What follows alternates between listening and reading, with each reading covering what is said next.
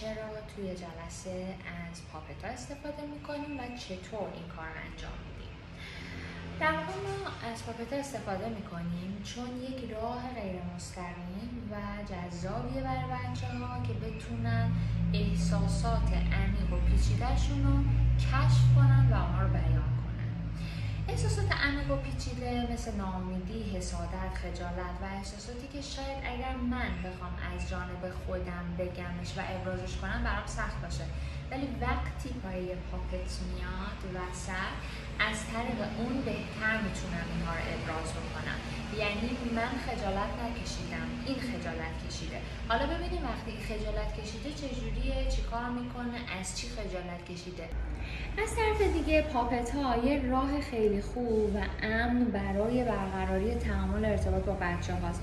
بچه هایی که تعامل برقرار کردن و روابط اجتماعی براشون سخته، پاپت ها میتونن کمک کنن تا با درمانگرشون ارتباط درمانی بهتری برقرار کنن.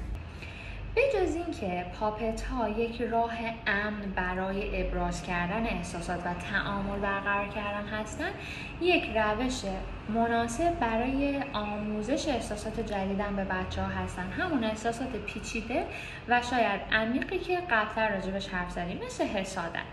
اما چطور این کار رو انجام بدیم؟ از بازی خود بچه ها استفاده میکنیم. مثلا کودکی که داره با پاپتاش بازی میکنه، مثلا این دوتا دارن فوتبال بازی میکنن، من میتونم از پاپت دست خودم استفاده کنم و اون احساس جدید رو به بازی وارد کنم. یعنی آموزشم رو بذارم بخشی از بازی که کودک داره انجام میده. مثل اینکه این داره اون گوشه نگاهشون میکنه، با خودش میگه چرا اونا انقدر خوب بازی میکنن؟ کاش منم میتونستم، کاش اونا نمیتونستن انقدر خوب بازی کنن.